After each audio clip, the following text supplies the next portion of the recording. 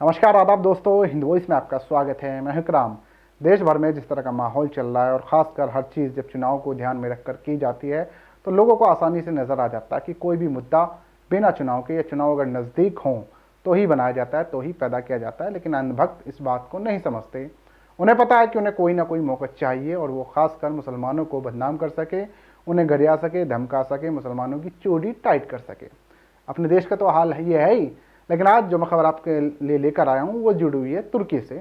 मैं हालांकि इंटरनेशनल जो न्यूज़ बुलेटिन है वो आजकल बहुत कम कर रहा हूँ क्योंकि मुद्दे बहुत हैं, या मैं कहूँ कि आजकल मैं खुद ही न्यूज़ कम कर रहा हूँ, ये भी आप कह सकते हैं, क्योंकि और भी लोग हैं जो अच्छी रिपोर्ट आप लोगों के सामने रखते हैं।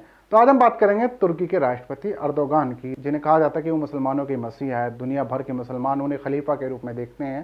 ये बात अलग है कि वो प्योर पॉलिटिशियन है, लोग इस बात को नहीं समझते। आजकल उनकी थोड़ी सी नींद हराम हो रही है, ये सीधे लफ्ज़ों में आप कह सकते हैं। 2023 में फिर से इलेक्शन है तुर्की के अंदर और हर इंसान चाहता है कि वो फिर से जीते और राष्ट्रपति बन जाए।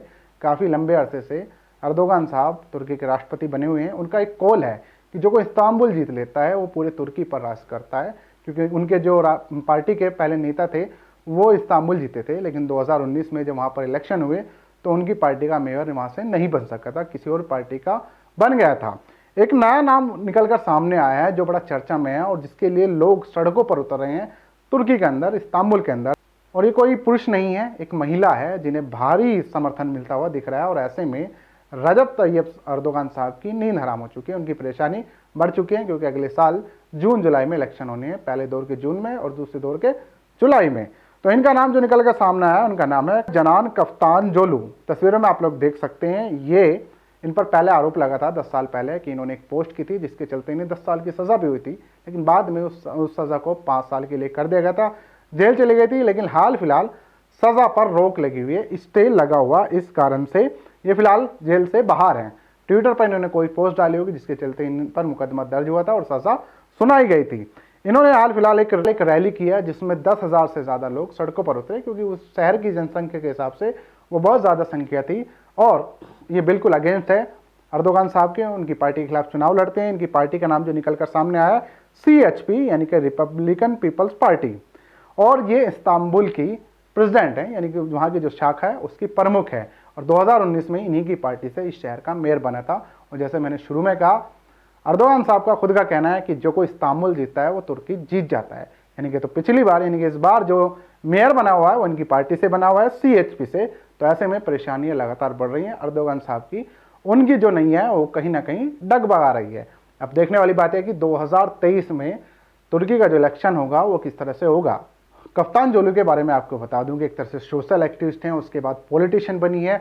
2013 में एक पोस्ट लिखी थी जिसके कारण 10 साल की सजा हुई थी। दूसरी पार्टी के होने के चलते इन्होंने जिस मेयर को जिताया था वो दूसरी पार्टी का था, और इनकी उस जीत में जो 2019 में इन्होंने सपोर्ट किया था उसके बाद वो शख्स इस्तांबुल का मेयर बना था।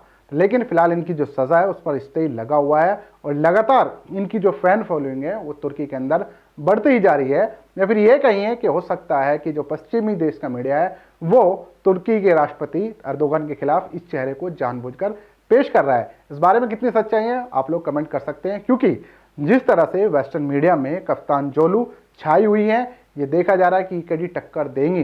दूसरी तरफ कुछ लोगों का ये कहना है जो अर्दोगान साहब के समर्थक हैं, कट्टर समर्थक हैं, उनका ये कहना है कि कफ्तानजोलू को वेस्टर्न मीडिया जानबूझकर हीरो बना रहा है। ऐसी कोई इस तरह की कोई भीड़ नहीं थी जिस तरह जानबूझकर ये चीज़ दिखाई जा रही है। पब्लिक में मैसेज देने की कोशिश की जा रही है कि अर्दोगान साहब का जो रुतबा था वो थोड़ा कम हो गया है, क्योंकि अर्दोगान साहब ने बहुत सारे ऐसे काम किए थे।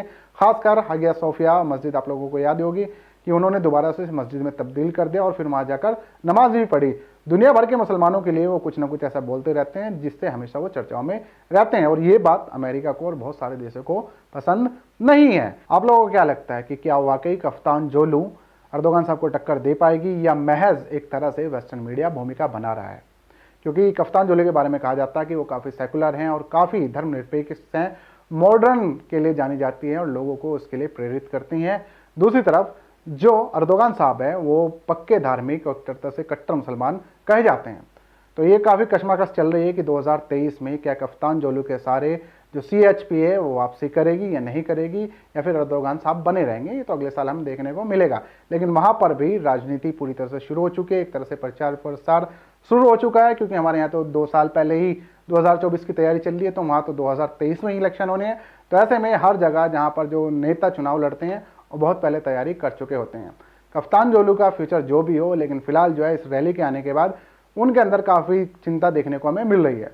आप लोग कमेंट कर सकते हैं, इस वीडियो को ज़्यादा से ज़्यादा शेयर कर सकते हैं। दोस्तों मिलते हैं फिर किसी नई खबर के साथ।